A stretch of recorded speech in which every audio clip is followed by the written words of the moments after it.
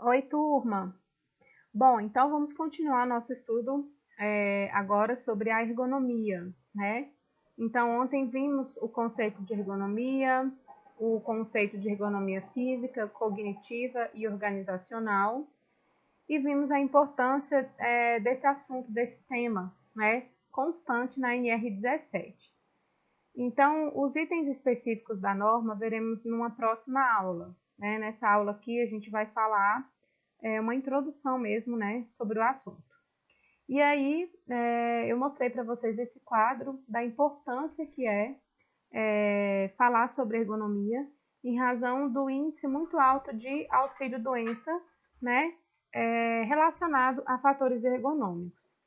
Então, mostrei aqui para vocês que a dorsalgia, os transtornos depressivos, varizes, estão relacionados a fatores ergonômicos e figuram aí no topo da lista, né, de auxílios previdenciários. Bom, pessoal, então, do trabalho em pé, né? Quando a gente fala de ergonomia, é claro que um dos principais assuntos está relacionado a posturas inadequadas, né, no ambiente de trabalho.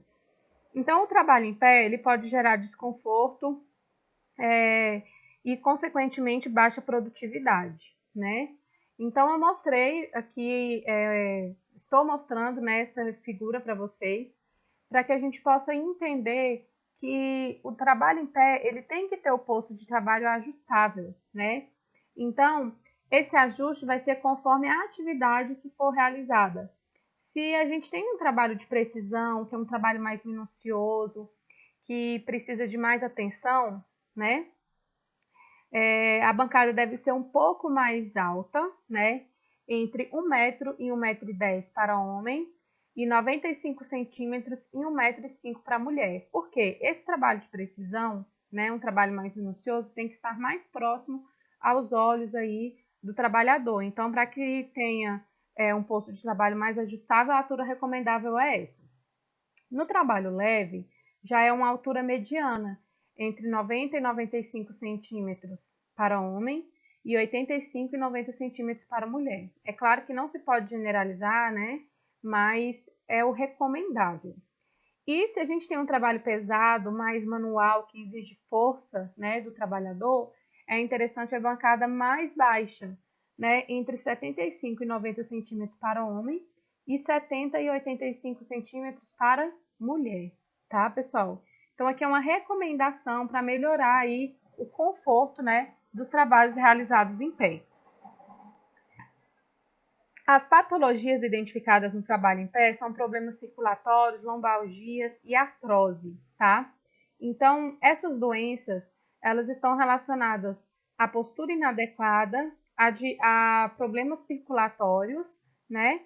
E uma possível solução é um calçado adequado para a atividade, alternância da posição.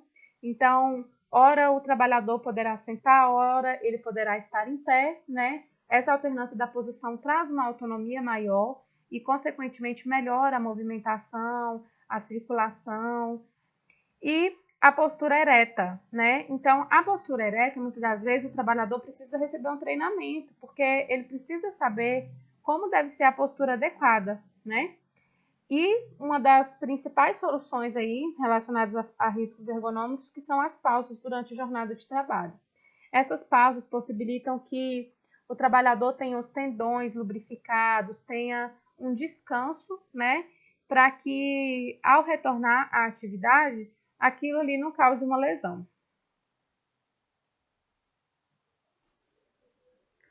Já com relação ao trabalho sentado, né? Então, do trabalho sentado, os riscos, né, que consequentemente o colaborador terá são formigamento, fadiga muscular, né? Isso a longo prazo pode ocasionar em afastamento e problemas cognitivos, tá?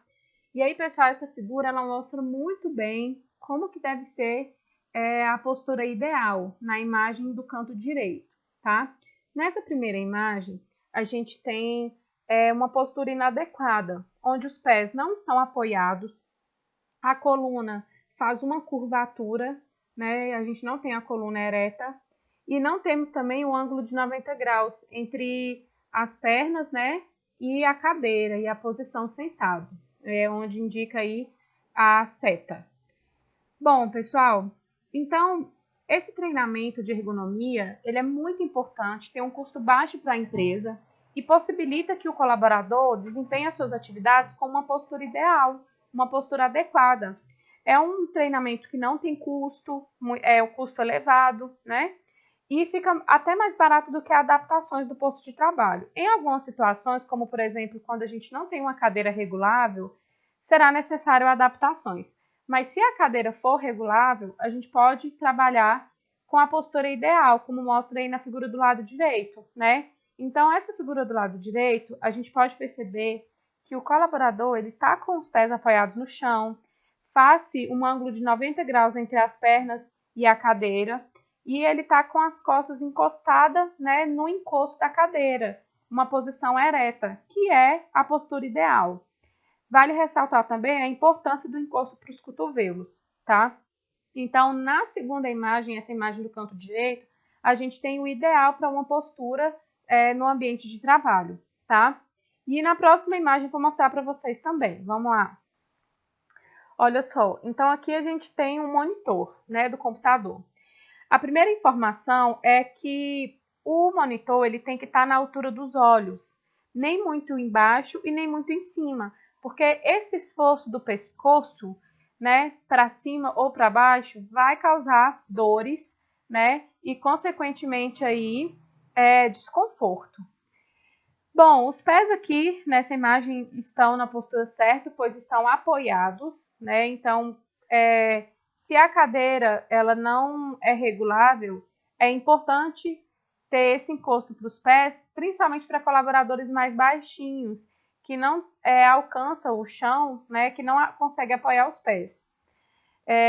Quando a gente voltar na aula prática, eu vou mostrar para vocês, tá? As posturas ideais para o trabalho sentado. E eu quero que vocês entendam a importância do apoio para os pés. Se o colaborador não conseguir alcançar, né, no chão, aí vem a adaptação desse encosto que a gente vê aí na foto, né, embaixo da mesa, o encosto no solo, tá? Então, a gente tem um ângulo de 90 graus entre as pernas e a cadeira, as costas estão com a curvatura ideal, né, da coluna, devidamente encostados no encosto da cadeira, os cotovelos apoiados, né? E o mouse, o teclado também tem que estar no mesmo nível e também próximo ao colaborador, para que ele não precise fazer um esforço para poder alcançar, né, o mouse e o teclado, tá bom? Então aqui a gente tem uma imagem da postura ideal, né, para o trabalho sentado com monitor. Uma informação importante também, pessoal, é que as áreas de alcance do colaborador, elas têm que estar nas suas proximidades, né? Então, a gente mostra aí a distância de 35 a 65 centímetros de dimensões, né? Para que o trabalhador possa fazer o alcance máximo dos objetos que ele vai utilizar durante a sua jornada. Então, essas questões de conforto, elas estão interligadas, né, à norma regulamentadora. Amanhã a gente vai ver itens da norma, mas eu já adianto para vocês que o trabalho com digitação, ele deve ser feito com limite máximo de 5 horas por dia, de acordo com a NR17, tá?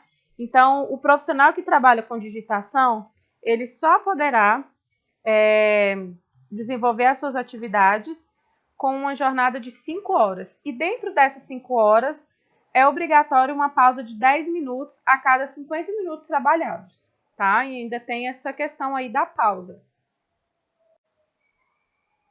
Do levantamento e transporte de cargas. Aqui, pessoal, é uma imagem de como deve ser a postura ideal para realizar o levantamento, né, de cargas. Então, o trabalhador deve se posicionar junto à carga, mantendo os pés afastados por distância equivalente à que existe entre os ombros. Então, as pernas têm que estar levemente afastadas, os pés levemente afastados. Ao abaixar o tronco, tem que ser dobrado o joelho, mantendo o pescoço e costas retas, né? Segurar a carga firmemente e levantá-la gradualmente com os braços estendidos. Ao caminhar, deve aproximar a carga do corpo, então quanto mais próxima a carga estiver do corpo, mais fácil e mais confortável é. E repetir o processo inverso para colocar no chão, com a mesma postura ereta, os pés afastados, tá? Então, é um treinamento rápido e simples para quem trabalha com transporte e levantamento de cargas, mas que a longo prazo auxilia muito para evitar dorsalgias, lombalgias, dores em geral. E nessa imagem a gente tem uma explicação, né, mais minuciosa. Então a postura das costas deve ser reta, mantendo todos os músculos e órgãos alinhados corretamente. O trabalhador deve usar a musculatura das pernas para suportar o peso da carga e não somente a coluna, né? No deslocamento da carga, a coluna deve ser mantida o máximo de tempo possível na posição vertical, sempre ereto, tanto para sentar quanto para fazer o armazenamento, tanto para o trabalho em pé, a coluna tem que estar ereta. O material transportado também deve ficar o mais próximo possível do corpo, como eu falei anteriormente, né? A posição dos braços e cotovelos devem ser mantidos junto ao corpo. Isso ajuda a manter a carga centralizada, braços afastados, diminuir a força. Então, né, a posição dos braços devem ser mantidos mais próximo do corpo possível. O queixo deve ser mantido baixo. A posição proporciona firmeza à coluna, o que ajuda a evitar lesões. O agarre palmar deve ser seguro, né? E também, pessoal, é interessante lembrar da visibilidade, né? O colaborador ele tem que ter uma visão do caminho que ele vai percorrer. Então, a carga ela não pode ser muito alta, não pode atrapalhar a visibilidade do colaborador. Ela deve estar 40 centímetros acima do chão, né? Então, é ideal que o trabalhador não pegue a carga direto do chão. É ideal que ela esteja 40 centímetros, mas, né? Se não estiver abaixo, o carregamento deve ser feito em 2 etapas. A dica é colocar o material inicialmente sobre uma plataforma e depois pegá-lo em definitivo. E, para a gente finalizar, a posição dos pés, né, que devem ser separados para proporcionar maior equilíbrio, estabilidade e facilitar o transporte. É interessante, né, pessoal, como eu coloquei aqui para vocês o recadinho, que o local tem que estar desobstruído para evitar acidentes, né? O piso não deve ter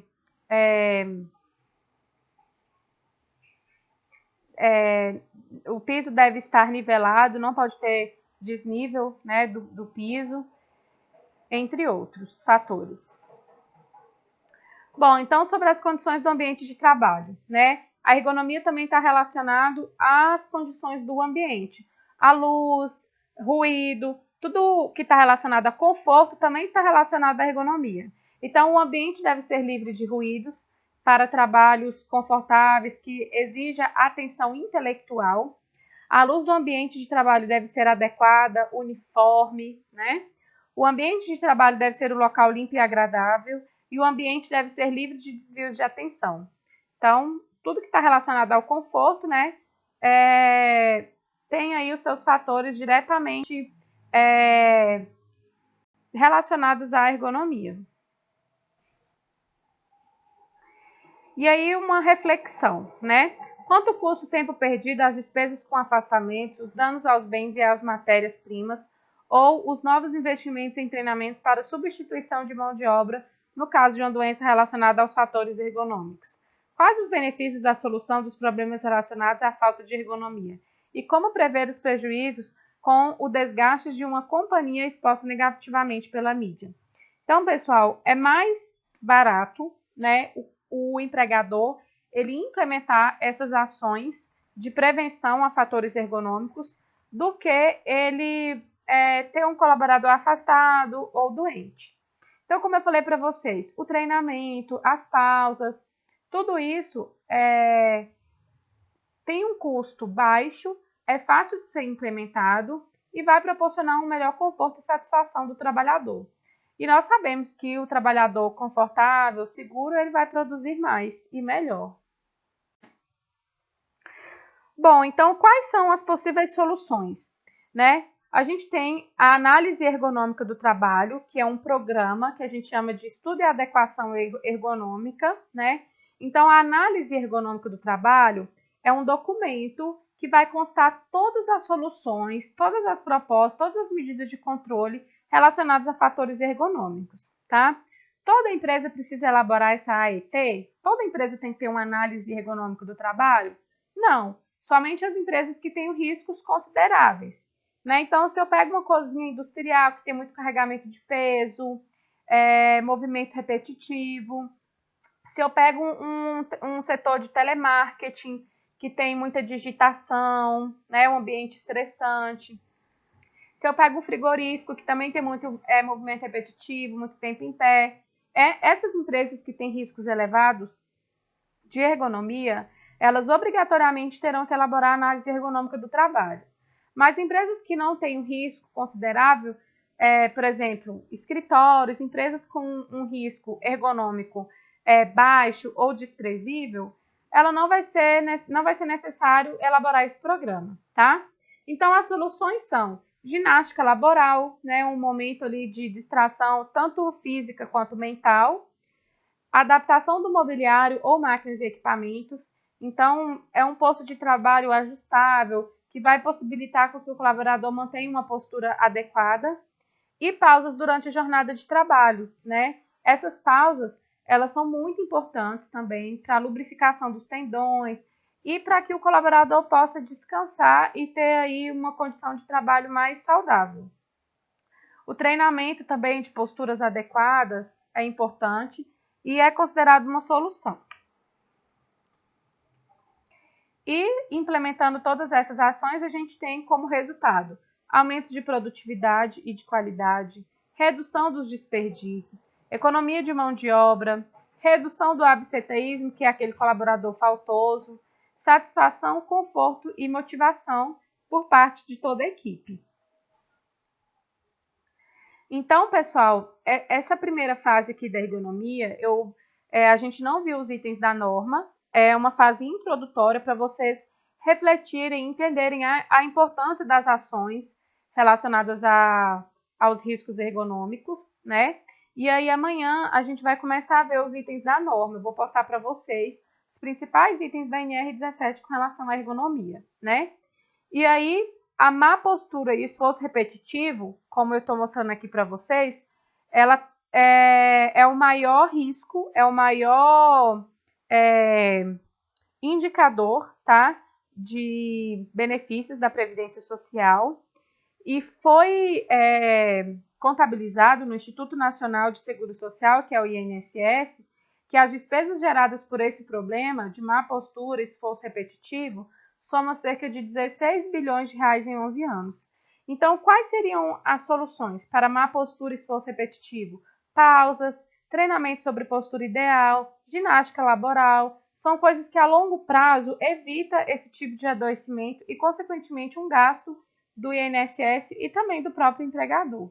Né? Então, é para a gente refletir aí o quão importante essas ações relacionadas à ergonomia. E sobre a ergonomia cognitiva, né, relacionada a processos mentais, a depressão também figura no topo da lista, com mais de 5.500 casos decorrentes de estresse, pressão profissional, assédio moral, isso tudo contabilizado só no ano de 2012. Né? Então, para a gente entender que não só fatores físicos, mas também cognitivos estão relacionados aí ao adoecimento. Beleza, pessoal? Então, né, para a gente iniciar o conteúdo aí de ergonomia, o primeiro material é esse, e amanhã a gente verá, né, os principais itens da NR17.